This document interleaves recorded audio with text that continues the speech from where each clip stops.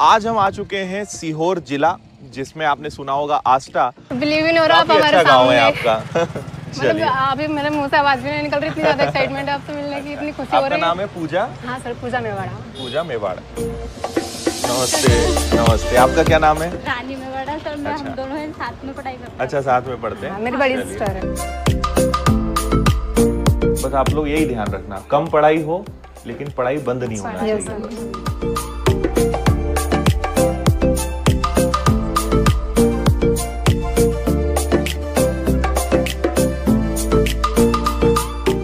अभी मेंसुरेशन चल रहा है ना अपना? अभी सर जियोमेट्री हुआ है, यहाँ पे मेंसुरेशन मैंने सिर्फ फॉर्मूलास लगाए हैं यहाँ पे।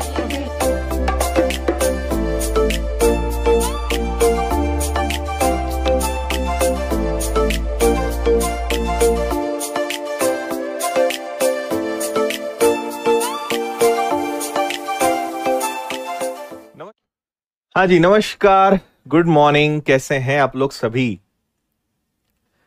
चलिए जी, सभी का हार्दिक स्वागत। उम्मीद करते हैं सब लोग एकदम बढ़िया होंगे, मस्त होंगे, मजेदार होंगे। ठीक है, मुझे उम्मीद है कि आपने कल संडे हर घर विनर्स योजना का एपिसोड 2 देख लिया होगा, जिसमें हम दो विद्यार्थियों के घर पहुंचे थे। एक सोनकच्छ में योगेश मेहता और दूसरा आष्टा के पास सामरदा गांव, जहां पे पूजा मेवाड़ा। तो दोनों के वीडियो आएंगे। अभी सबसे पहले हमने पूजा मेवाड़ा वाला वीडियो अपलोड किया है। योगेश जी लिख रहे हैं मेरा वीडियो कब आएगा? आएगा योगेश, तुम्हारा अलग से आएगा, दोनों को एक साथ नहीं लिया है, दोनों के वीडियो अलग अलग आएंगे, तो तुम्हारा वीडियो भी जल्दी आ जाएगा, बिल्कुल ना चिंता करो, है ना। पर एक साथ एक ही वीडियो में दोनों स्टूडेंट्स का अगर वीडियो आ जाता तो मजा नहीं आता, इसलिए दो वीडियोस आएंगे। तो एक और वीडियो आपको देख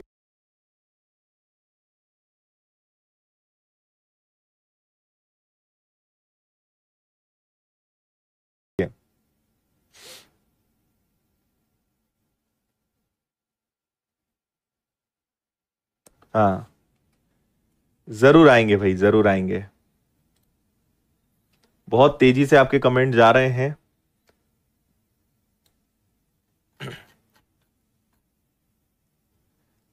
हम्म। हाँ, मुझे सबके कमेंट दिख रहे हैं, आप मेरे बाजू में देख पा रहे होंगे किस रफ्तार से कमेंट भाग रहे हैं। ओके।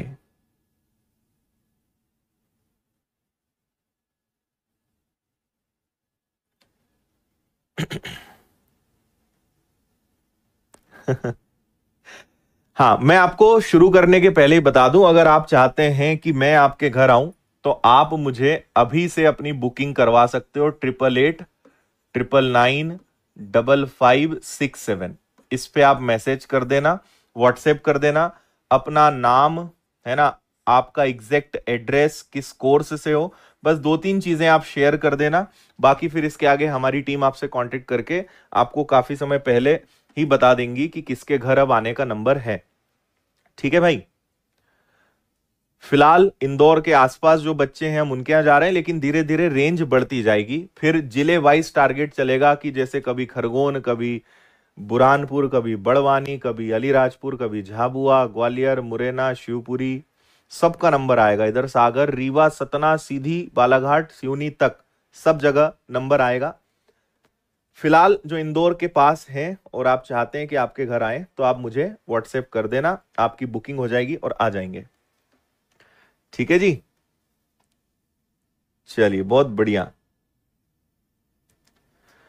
हाँ, बाकी जिन्होंने वीडियो नहीं देखा है देख लीजिएगा, आपको बहुत सारी चीजें सीखने को मिलेंगी, काफी अद्भुत और बहुत ही शानदार अनुभव हमारा रहा, और आपको भी वीडियो देख के बहुत अच्छा लगेगा। ठीक है। हम्म। चलो बिल्कुल, कमेंट्स को अब हटा देते हैं, आपको अकेलेपन में वापस कर देते हैं।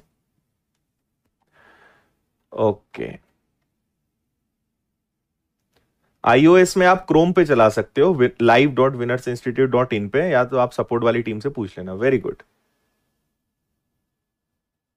हम्म।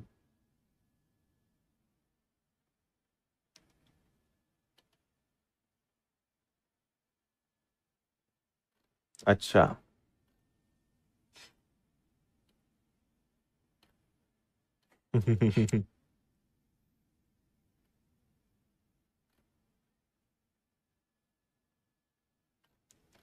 ठीक है, जो इंदौर में है उनके घर भी आएंगे, है ना। इंदौर में भी अगर आप हैं तो उससे अच्छी कोई बात ही नहीं है, वहां तो कभी भी आ जाएंगे। जो इंदौर में है वो भी मैसेज कर देना।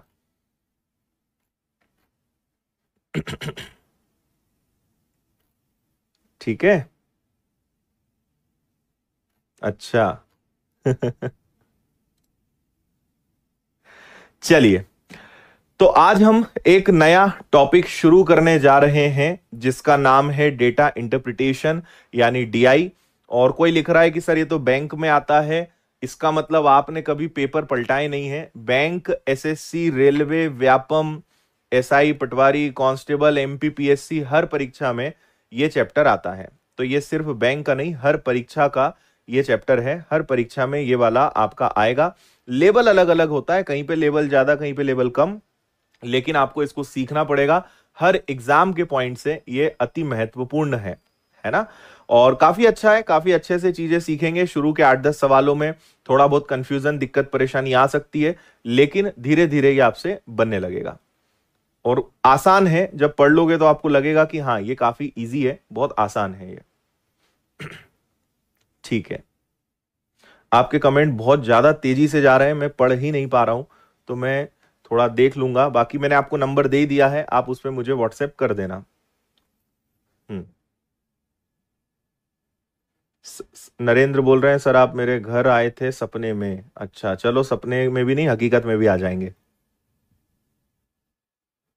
हाँ, सावन बोल रहे हैं जॉब मिलते ही मम्मी पापा के साथ में आऊंगा। बिल्कुल, मोस्ट वेलकम, स्वागत है, पूरे परिवार के साथ आप पधारिए। भाई सिलेक्शन के बाद या तो आप आ जाना, नहीं तो हम आ जाएंगे, ऐसा कुछ नहीं है ना, चिंता ना करें आप। राजस्थान भी आएंगे, अगला नंबर अब राजस्थान, यूपी, बिहार वालों का ही है, आप भी तैयार रहना।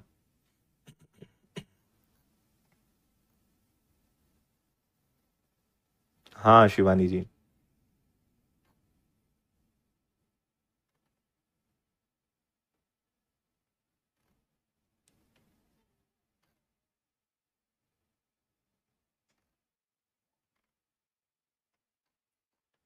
ओके।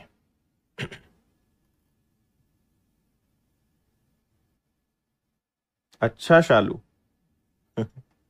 शालू बोल रही हैं सर आप हमारे सिस्टर इन लॉ के घर गए थे। चलो ओके, फुल स्क्रीन करिए। हाँ, कोई बोल रहा है सर मैं गरीब हूं, मेरे घर आओगी। अरे यार कैसी बात करते हो तुम, घर आने में काहे की अमीरी गरीबी, ये तुम देखते होंगे, हम तो नहीं देखते ऐसा कुछ कभी। हम, हमारे लिए तो स्टूडेंट स्टूडेंट है ना, बाकी किसी और चीज से हमें फर्क नहीं पड़ता। चलिए, तो आपको अब मैं डीआई के बारे में बताता हूं, इसी के साथ आपको आखिरी में फिर एक छोटी सी जानकारी भी देना है, क्लास के आखिरी में बताऊंगा मैं आपको, पर फिलहाल हम चैप्टर को पढ़ लेते हैं। अब सबसे पहले समझते हैं चैप्टर डीआई आखिर होता क्या है, किस प्रकार के प्रश्न बनते हैं और क्या क्या चीजें आती हैं वो समझिए। पहली बात मैं आपको बता दूं कि अगर आपको इस चैप्टर को सीखना है ना, डीआई चैप्टर को अगर आपको बहुत अच्छा करना है तो इसका एकमात्र सॉल्यूशन है और वो है कैलकुलेशन। आप सिर्फ अपना कैलकुलेशन अच्छा करिए और आपसे हर प्रकार के प्रश्न बनेंगे। अब कैलकुलेशंस में क्या क्या चीजें आती हैं वो थोड़ा समझें। देखो, डीआई के बहुत सारे प्रकार होते हैं, जैसे आपने देखा होगा एक इस प्रकार का होता है, इसको पाई चार्ट बोलते हैं। इसको क्या बोलते हैं, इसको पाई चार्ट बोलते हैं, है ना, ये जो दिख रहा है। फिर एक इस प्रकार का होता है जिसमें इस प्रकार से लाइंस बनी हुई होती है, तो इनको हम क्या बोलते हैं, इनको बोलते हैं लाइन ग्राफ, है ना। फिर एक होता है जिसमें बार्स बनी हुई होती है, इस प्रकार से बार्स के फॉर्म में होता है, तो इसको बोलते हैं बार ग्राफ। और एक होता है आपका टेबल्स, जिसमें टेबुलर फॉर्म में आपको जानकारी दी हुई होती है, तो इसको टेबल्स बोलते हैं। इसके अलावा भी बहुत प्रकार होते हैं, लेकिन वो सिर्फ बैंक की एग्जाम में आते हैं, उसके अलावा किसी में नहीं। तो आपको जो डेटा दिया जाता है वो इन 4 प्रकारों से होता है। ठीक है जी, चलिए अब आगे सुनिए, आगे इसके बाद क्या रहता है। ये तो हो गया। अब जब भी हम कोई क्वेश्चन करेंगे तो आपको समझना होगा कि सिर्फ और सिर्फ कैलकुलेशंस का यहां पे रोल है। है ना, या तो आपको प्रतिशत की जरूरत पड़ेगी, या आपको अनुपात की जरूरत पड़ेगी, या जोड़ना, घटाना, गुणा, भाग, प्रतिशत निकालना, बस इन्हीं चीजों का रोल है। तो आप थोड़े से जब क्वेश्चंस करोगे तो आपको समझ में आने लगेगा कि यहां पे कुछ भी समस्या नहीं है, बहुत आसान है। कई लोग इनको देख के बड़ा डर जाते हैं, वो सोचते हैं पता नहीं हमसे बनेगा कि नहीं बनेगा, लेकिन आप जब सीख लोगे तो आपको लगेगा कि इससे आसान कुछ हो ही नहीं सकता, और इसको परीक्षा में छोड़ के कभी आना ही नहीं है ना। तो ठीक है, आगे बढ़ते हैं। दो चार प्रश्न मैं आपको बताता हूं, उनको जरा थोड़ा समझिए। और आज हम इसके साथ साथ एक और टेक्नोलॉजी का प्रयोग करेंगे जिसको मिस्टर इंडिया टेक्नोलॉजी बोला जाता है। वो कुछ इस प्रकार की टेक्नोलॉजी है जिसमें प्रश्न आपके सामने होगा, मेरी आवाज होगी लेकिन मैं आपको दिखाई नहीं दूंगा, और अगर मैं यहां पे कभी कोई पेन चलाता हूं तो वो पेन भी चलता हुआ आपको दिखेगा लेकिन मैं नहीं दिखूंगा। इसकी जरूरत हमें तब पड़ेगी जब मुझे आपको चीजें बहुत क्लियर दिखानी पड़ेगी, क्योंकि यहां पे चीजें ज्यादा हैं, लिखने की जगह कम होती है। इसको आप एक बार जरा अच्छे से पढ़िए, फिर मैं आपको बताता हूं फास्ट। हर एग्जाम में क्वेश्चन आते हैं, अब आप बार बार ना पूछें।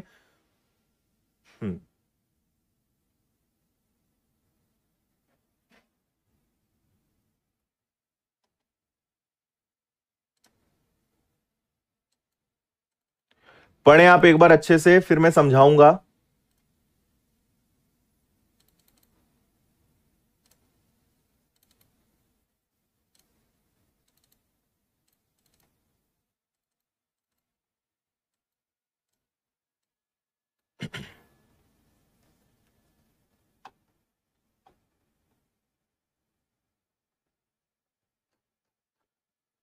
चलो देख लिया सभी ने, आइए। मिस्टर इंडिया की घड़ी हमारे पास लग गई है, मिल गई है, तो उससे हम गायब हो सकते हैं। नीचे दिया गया रेखाचित्र 5 लगातार वर्ष Y1 Y2 से Y5 तक एक देश के लिए आयात और निर्यात, इंपोर्ट एक्सपोर्ट का रेशो बताता है, अनुपात बताता है। और आपसे बोला है यदि वर्ष Y3 के लिए निर्यात 35,000 करोड़ है तो Y3 में आयात कितना रहा होगा। ये 5 अलग अलग वर्ष हैं। रूल नंबर 1 कि आपको जो भी प्रश्न में दिया हुआ है इसको बहुत ध्यान से समझना है ना, प्रश्न को बहुत ढंग से पढ़ना है। तो आपको पता चला कि 5 अलग अलग वर्ष हैं और आयात का निर्यात से अनुपात दिया हुआ है। देखो, आयात, ठीक है, आयात को इंग्लिश में बोलते हैं इंपोर्ट और निर्यात को बोलते हैं एक्सपोर्ट। किसी चीज को अपने देश में बुलाना आयात, इंपोर्ट करना, देश के बाहर भेजना निर्यात। तो आयात पहले, निर्यात बाद में। तो आपसे बात चल रही है Y3 की, नहीं Y3 नहीं, हाँ Y3 तीसरा वर्ष, और तीसरे वर्ष का अनुपात कितना है, 1.1 है। क्या हम इस 1.1 को 11/10 लिख सकते हैं? तो आप बोलोगे हां। तो मुझे बताओ कि आयात का मतलब यहां पे 11 हो जाएगा और निर्यात का मतलब यहां पे 10 हो जाएगा। जैसे 0.8 है तो 0.8 को हम लिख सकते हैं 8/10। 2 से कैंसिल हुआ 4 बार, 2 से कैंसिल हुआ 5 बार, तो बनेगा 4:5, 4:5। बात समझ आ रही है ना। जैसे आखिरी में लिखा है 0.95, तो मैं लिख सकता हूं इसको 95/100। 5 से कैंसिल होगा 19 बार, 5 से कैंसिल होगा 20 बार, तो अनुपात बनेगा 19:20, 19:20। समझ रहे हो बात? तो हमें यहां पे क्या पता चल गया कि आयात का निर्यात से अनुपात कितना है, वो है 11:10। 11 रुपए बुलाए होंगे तो 10 रुपए आपने भेजे होंगे, ऐसा कवि यहां पे बोलना चाह रहे हैं।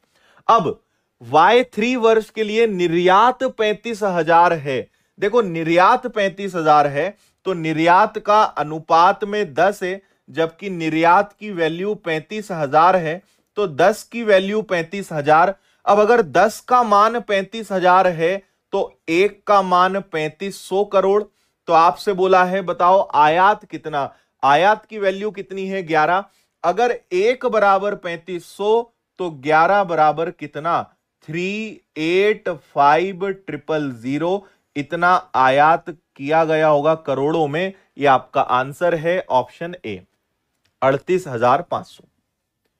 बोलो बात समझ में आई या नहीं आई?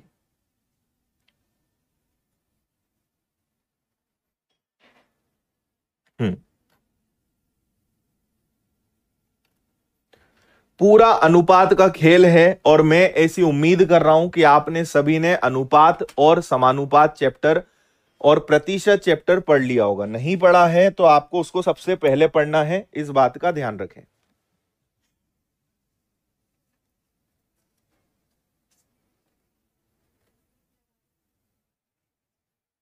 हाँ,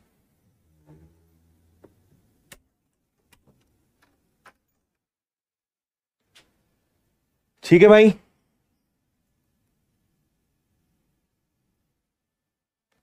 एक शून्य ज्यादा हो गया क्या? अच्छा, एक ज्यादा हो गया। 3850। निर्यात बोला था तो निर्यात का अनुपात 10 है, वास्तव में निर्यात 35,000 है। 10 बराबर 35,000, 1 बराबर 3500। तो आयात कितना? 11। कितना? 11 का गुणा कर दिया, 38,500। बस ये आपका एक नंबर पक गया। ठीक है, इतना आसान होता है डीआई, डेटा इंटरप्रिटेशन। अगला सवाल ये रहा, एक बार मैं स्क्रीन क्लियर करके आपको दे रहा हूं, इसको पढ़िए, फिर मैं आपको इसको समझा रहा हूं। हाँ,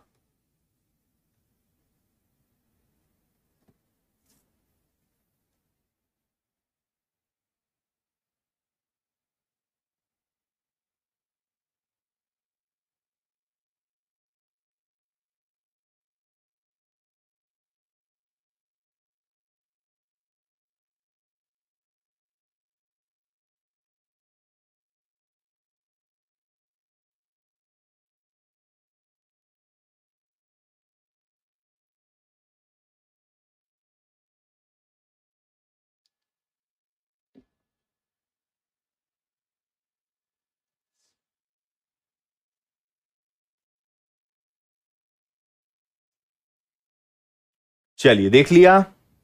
अब मैं इसको समझा रहा हूं, ध्यान दीजिएगा।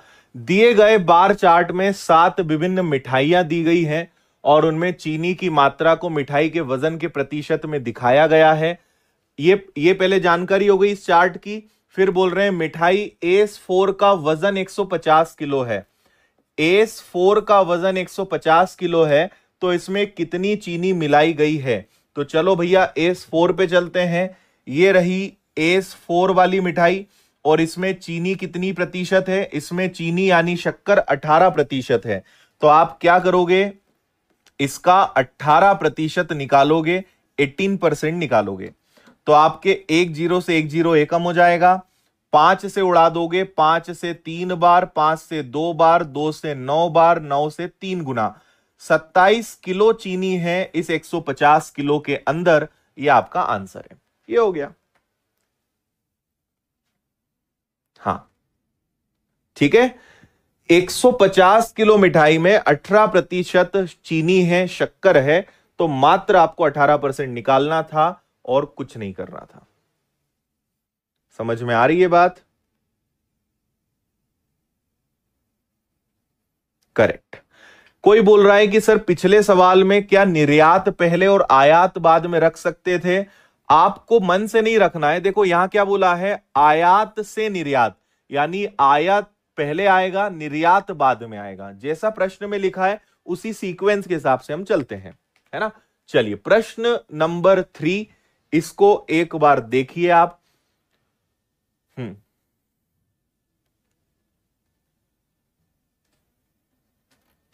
पढ़ो अच्छे से।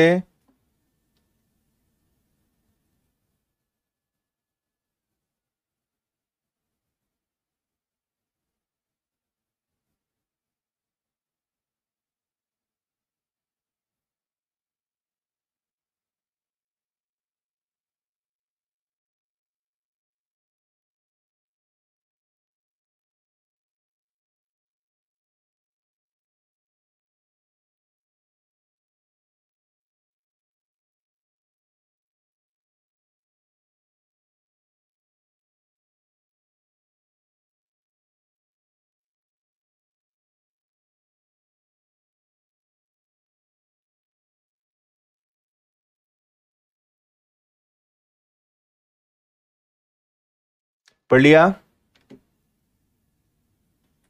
चलिए देखें क्या बोला है क्वेश्चन में। हाँ, ये बना हुआ आता है, ऐसा सब लिखा हुआ बना हुआ सब आएगा आपके पास, है ना। चार्ट भी बना हुआ आता है, बनाना नहीं है आपको मन से, आप अभी इतने समझदार नहीं है कि आप चार्ट बना लेंगे, और सब कुछ आएगा आपके पास बना हुआ, है ना। निम्नलिखित रेखीय रेखीय ग्राफ 1995 से 2001 की अवधि में किसी कंपनी द्वारा आयात की मात्रा से उस कंपनी के निर्यात का, मतलब देखो वापस वही है, आयात और निर्यात का अनुपात वापस यहां है, इंपोर्ट का एक्सपोर्ट से आपको रेशो बताना है, निर्यात का रेशो बताना है, ये बात एज इट इज है। आगे बोल रहे हैं वर्षों में कंपनी आयात का अनुपात, दिए गए वर्ष में कितने वर्षों में आयात से कम निर्यात हुआ, है ना। मतलब आयात ज्यादा है, निर्यात कम है। एक छोटी सी बात बताओ मुझे, देखो मैं एक अनुपात लेता हूं 0.65, 0.65 का मतलब होगा 65/100, 65/100 का मतलब क्या होगा 13/20, हाँ या ना। अच्छा, एक अनुपात और लेता हूं मैं, एक अनुपात लेता हूं मैं 1.4, 1.4 का मतलब क्या होगा 14/10, और 14/10 का मतलब क्या होगा 7/5। तो आपको सोच, देखो यहां पे आयात कम है, निर्यात ज्यादा है, भाई 20 निर्यात है, 13 आयात है, आयात कम है, निर्यात ज्यादा है। यहां पे देखो आयात ज्यादा है, निर्यात कम है, इसका मतलब जहां पे एक से ज्यादा बड़ा अनुपात है, भाई नीचे अगर दशमलव में है तो नीचे 100 आएगा, वो बड़ा हो जाएगा, आयात ऊपर वाली संख्या कम आएगी, नीचे 100 यानी वो बड़ा हो जाएगा। लेकिन यहां पे 125/100 आएगा, तो जिसका आंसर एक से बड़ा है, जिसकी वैल्यू एक से बड़ी है, वहां पे आयात ज्यादा होगा और निर्यात कम होगा। यह आपको समझ में आ रहा है। तो आप देखिए एक से ज्यादा कहां पे है, यहां एक से ज्यादा है, यहां एक से ज्यादा है, यहां एक से ज्यादा है, तो इन तीनों में आयात ज्यादा होगा, निर्यात कम होगा।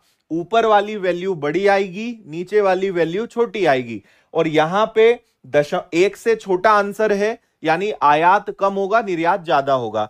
तो आपसे पूछा है आयात ज्यादा होना चाहिए, तो ऐसे कितने वर्ष होंगे, ऐसे 3 वर्ष होंगे। डी आपका आंसर आएगा, ऑप्शन 3, आंसर 3। समझ में आया? ठीक है।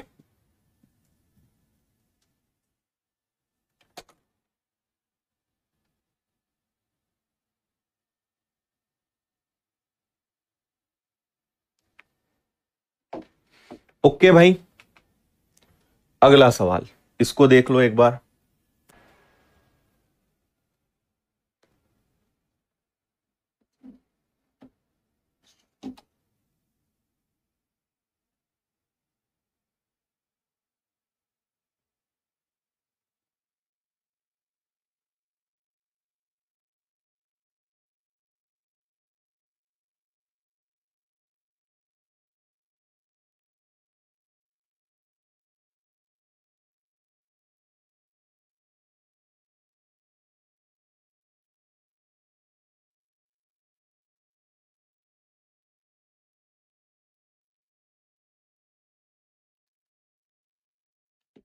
पढ़ लिया भाई?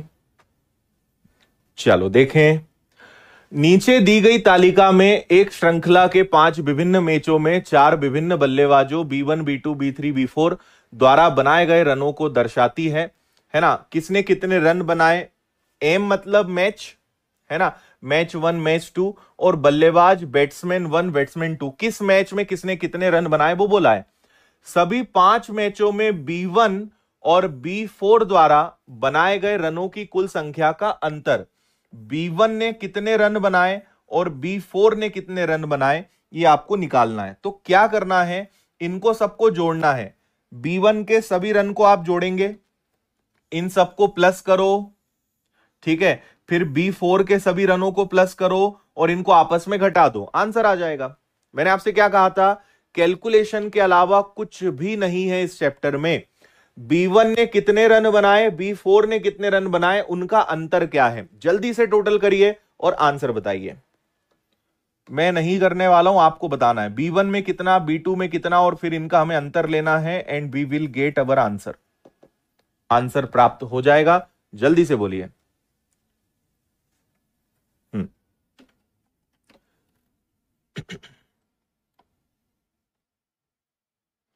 वेरी गुड, 111 आंसर आने लगा है, बहुत अच्छी बात है। 404 और 293 आ रहा है, चलो मान लेते हैं 404 और 293, इनका टोटल करोगे तो 404 आ रहा होगा, इनका 293, 4 में से 3 गया, 0 में से 9 गया, 3 में से 2 गया, तो अंतर 111 का आएगा। 111, 111 आपका आंसर आएगा। ये हो गया। ओके भाई, अगला सवाल, इस पे नजर घुमा लो एक बार जरा। बस प्रश्न को ढंग से पढ़ो, आधा प्रश्न पढ़ने से ही हल होता है।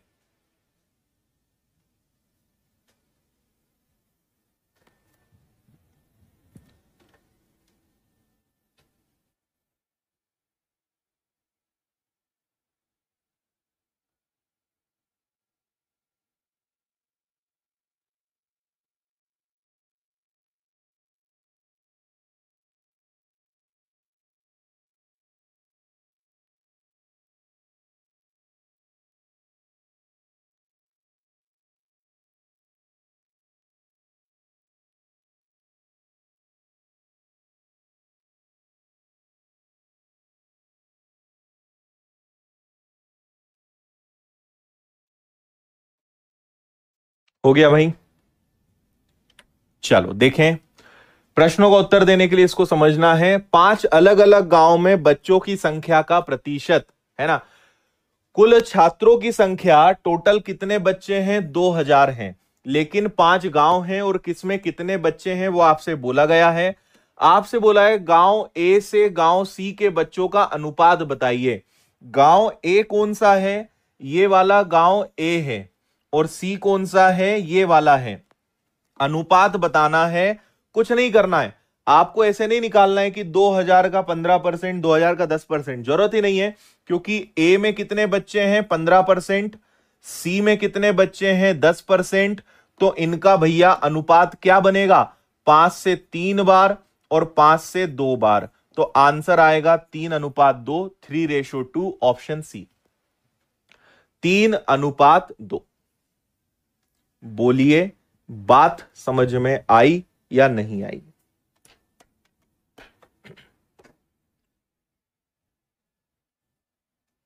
बस इतना सा काम था। देखो अभी हमने एक यही क्वेश्चन करा था, इसी से एक सवाल और है। बल्लेबाज B3 द्वारा बनाए गए रन की प्रति मैच औसत संख्या क्या है? इस B3 का प्रति मैच औसत संख्या क्या है ना, नंबर ऑफ रन्स स्कोर्ड पर मैच बाय बैट्समैन B3। आप तो कुछ मत करो, इसका टोटल करो पहले। B3 ने कितने रन बनाए हैं आप तो उसका टोटल करिए, फिर मैं बताता हूं आगे क्या करना है।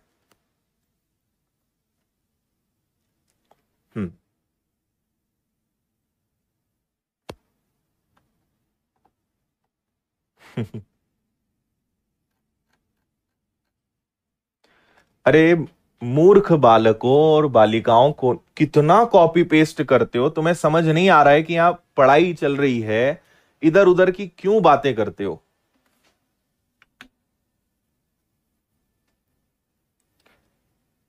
आपको जवाब नहीं मिलेगा, क्यों नहीं समझते हो इस बात को?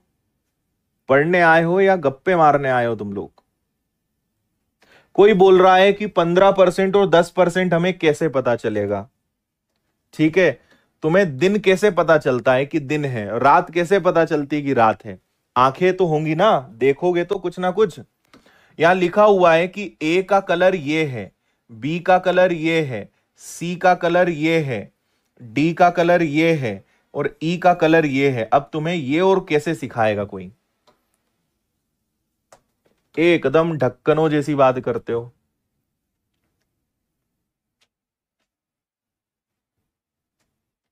हम्म इन यहां पे B3 की बात चल रही है, तो B3 ने टोटल कितने रन बनाए हैं? 150 रन बनाए। कितने मैच में बनाए? 5 मैच में बनाए। तो उसका औसत क्या रहा? उसका औसत 30 रहा, 30 रहा। ये आपका आंसर आ जाएगा। इसने 5 मैच में 150 रन बनाए, तो आंसर कितना आएगा? 30 तो आएगा। ठीक है।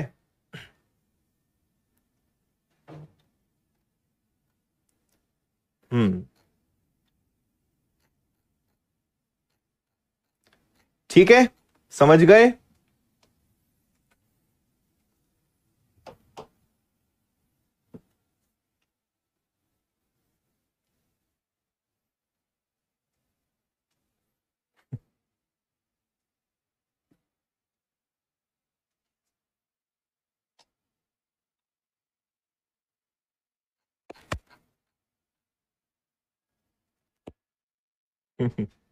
अगला पढ़िए। हाँ, इसको मैं आपको क्लियर दिखा देता हूं, पढ़ो इसको अच्छे से।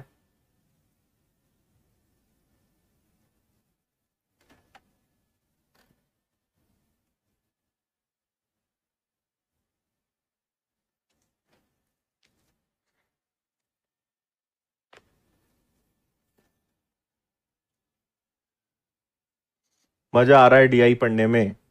पढ़ लिया। देखो, नीचे दिया गया पाई चार्ट कार बनाने के साथ विभिन्न प्रक्रिया को दर्शाता है। कार बनाने में लगने वाले समय का वो एक प्रतिशत है। टोटल 1200 घंटे लगते हैं। J1 और J4, J1 और J4 में लगने वाला अंतर क्या है? अब मेरी बात ध्यान से सुनना, क्या हम यहां पे बोलना चाह रहे हैं, है ना। मेन बात यह है कि अगर कोई कार बनानी है तो उसकी 7 प्रोसेस है। 1 2 3 4 5 6 7, 7 प्रक्रियाओं से होकर वो गुजरेगी और एक कार को बनाने में 1200 घंटे का समय लगता है। ये सब प्रश्न में लिखा हुआ था, है ना। तो इन्होंने बोला कि J1 और J4 का अंतर बताओ। J1 प्रक्रिया 14% समय लेती है, J4 प्रक्रिया 8% समय लेती है, और दोनों के बीच में कितने प्रतिशत का अंतर है? तो आप कहोगे 6% का। 14 में से 8 गया तो 6% का अंतर आ गया। 2 जीरो से 2 जीरो कट गए, आंसर आ जाएगा आपका 72 आवर्स, 72 घंटे। यह आपका आंसर है ए। आपको अलग अलग नहीं निकालना है, डायरेक्ट अंतर निकालना है। आपको मैं यही ट्रिक समझाऊंगा कि कैसे आप शॉर्टकट में ला सकते हो चीजों को। तो 72 घंटे इसका आंसर आ जाएगा, है ना। 14 में से 8 गया, 6%, 6% निकालोगे, 72 घंटे इसका आंसर है। ये आ गया आंसर, प्रक्रियाओं का अंतर। अगला सवाल, इसको एक बार अच्छे से पढ़ो। मजा आ रहा है, अच्छा लग रहा है चैप्टर कई लोगों को तो।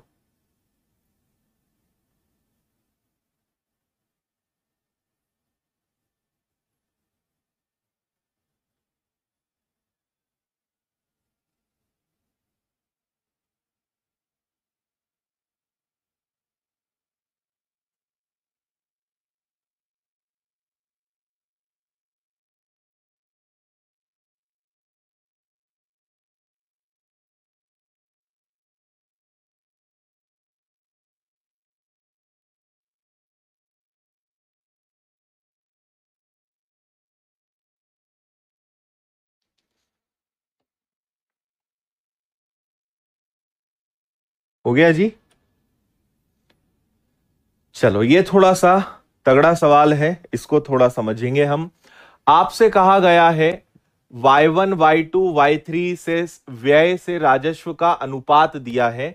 देखो, पढ़ा आपने ध्यान से, व्यय से राजस्व का अनुपात दिया हुआ है। व्यय को इंग्लिश में बोलते हैं एक्सपेंडिचर, राजस्व को इंग्लिश में बोलते हैं रेवेन्यू, है ना। तो आपसे बोला है 7 वर्ष हैं अलग अलग। Y4 वर्ष के लिए राजस्व अगर इतना है तो लाभ क्या होगा? मैं आपको एक छोटा सा पहले तो बेसिक रूल बताता हूं।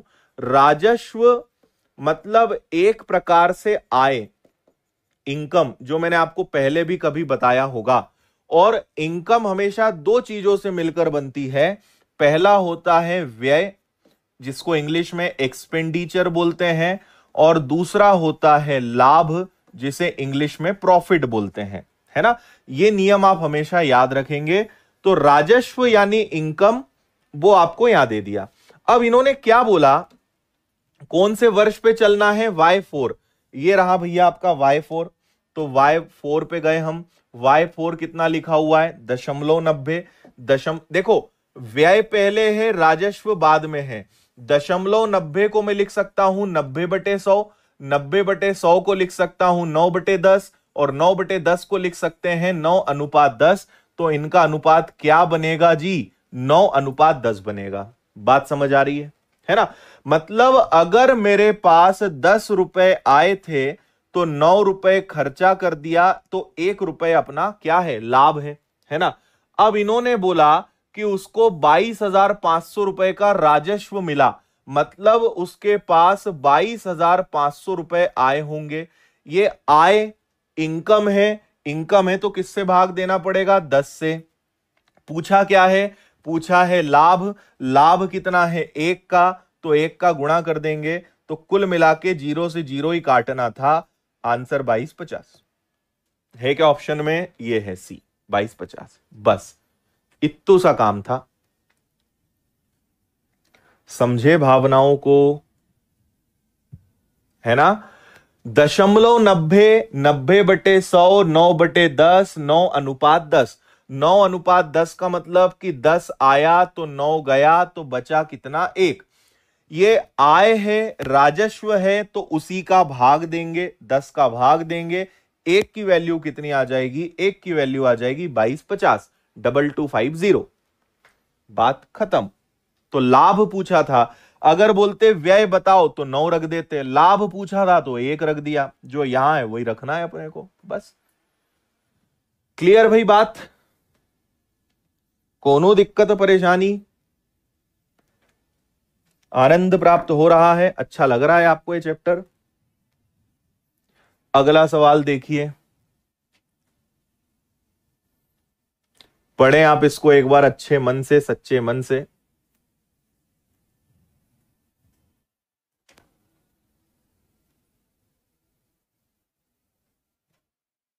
हम्म।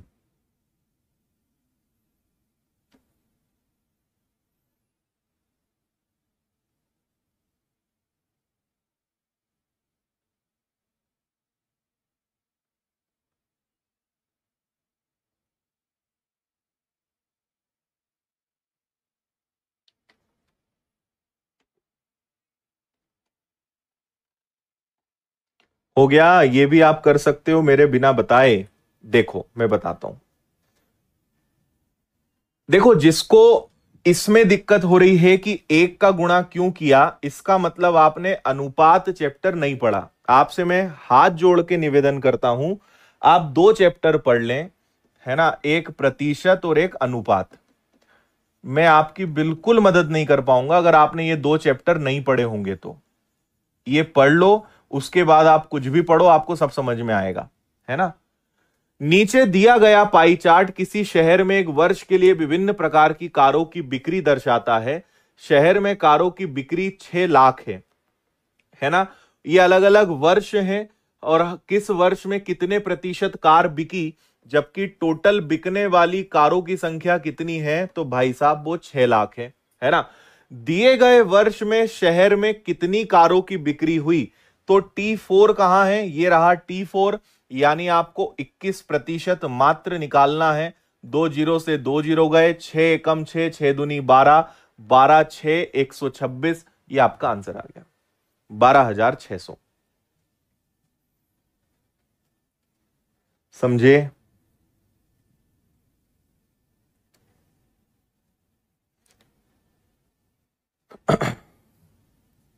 अगला, ये सेम सवाल हमने किया था, उसी से ये दूसरा सवाल है, इसको देखिए।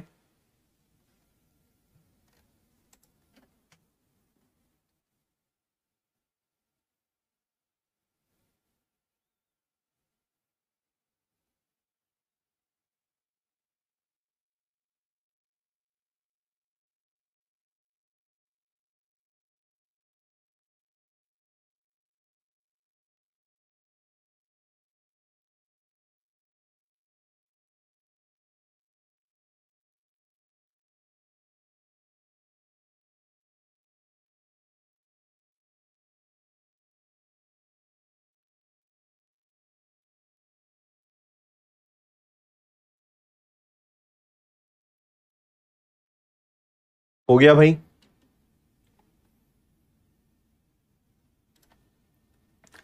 चलो आगे आंसर।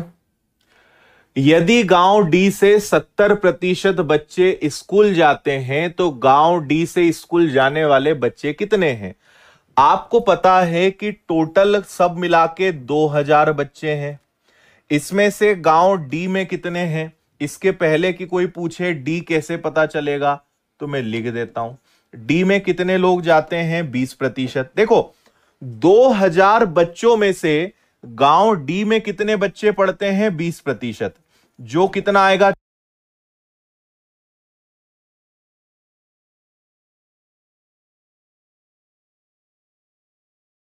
400। ये 400 आंसर नहीं है, 400 तो गांव डी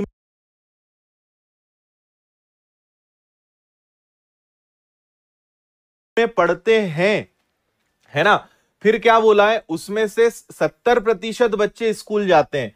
400 बच्चे इस गांव में हैं, लेकिन सारे स्कूल नहीं जाते, मात्र 70% स्कूल जाते हैं। तो स्कूल जाने वाले बच्चे कितने हैं भैया? 280। 2000 सारे बच्चे, उसमें से डी में पढ़ने वाले 20%, यानी 400, उसका 70% स्कूल जाते हैं, मतलब 280 स्कूल जाते हैं। ठीक। अगला सवाल।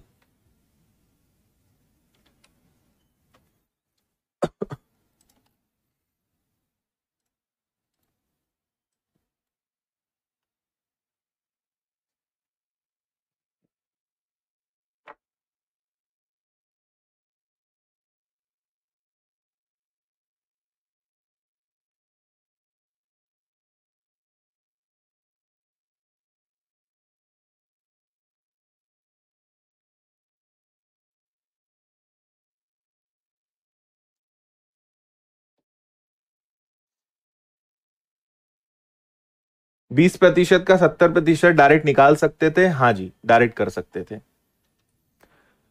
चलिए बता दूं, नीचे दिया गया रेखा चित्र 7 विभिन्न माह में कारों के उत्पादन को दर्शाता है। द डायग्राम बिलोज, और ये हो गया। देखो अलग अलग महीनों में कार के उत्पादन को दर्शाता है ना। और M4 महीने में कारों का उत्पादन M2 का कितना प्रतिशत है। देखो कभी भी ऐसे बोले कि ये इसका कितना प्रतिशत है, इसका अनुपात कितना है, वहां कुछ नहीं करते। M4 कारों का उत्पादन M2 का कितना है, M4 का उत्पादन M2 का कितना परसेंट है, यानी चौथे महीने में जितनी कारें बनी वो दूसरे महीने में जितनी कारें बनी उसका कितना परसेंटेज है। तो ये रहा आपका M2 मंथ 2 यानी 32, ये रहा आपका M4 यानी कितना हो गया भैया? 36। बात समझ आ रही है। और M4 को देखना है M2 से, M4 ऊपर आएगा, M2 नीचे आएगा। तो M4 में कितनी कारें बनी? 36। M2 में कितनी कारें बनी? M2 में कारें बनी 32, और मल्टीप्लाई बाय 100। ठीक है इतनी बात। तो 8 4 से कैंसिल कर दें, 4 इंटू 9 और 4 इंटू 8, और 8 9 में 8 का अगर आपने भाग दिया, ठीक है ना, सही लिया है अपन ने, M4 और M2 ही बोल रहे हैं। हाँ क्लियर यहां तक?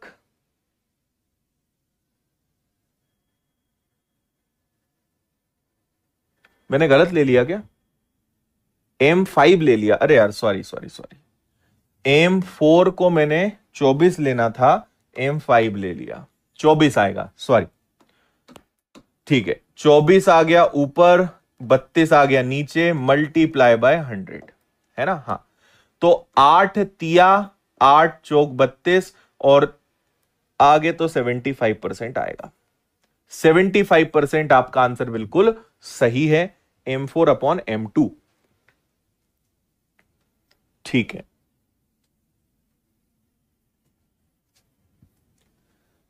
अब बताओ कैसा महसूस कर रहे हैं आप? अच्छा लगा है ना।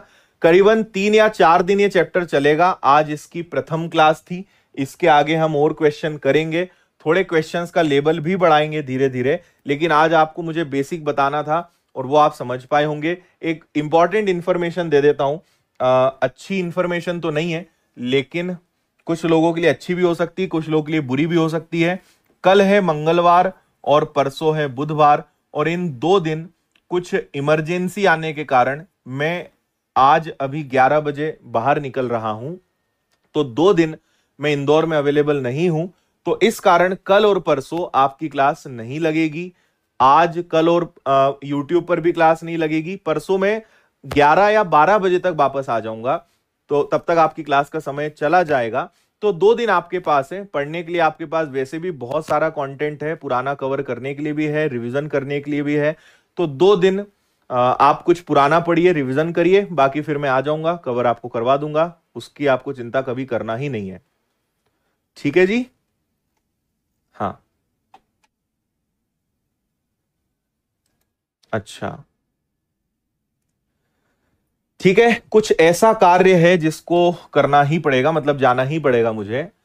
थोड़ा सा अर्जेंट काम आया है जिसकी खबर मुझे कल मिली, तो मुझे 2 दिन के लिए आप लोगों से छुट्टी चाहिए, है ना?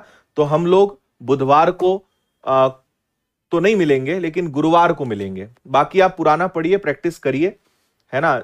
जो कुछ बचा है उसको भी आप कवर करिए। बाकी फिर जब मैं आ जाऊंगा तो हम चीजों को कवर कर लेंगे, उसकी आपको चिंता करनी ही नहीं है। ठीक है?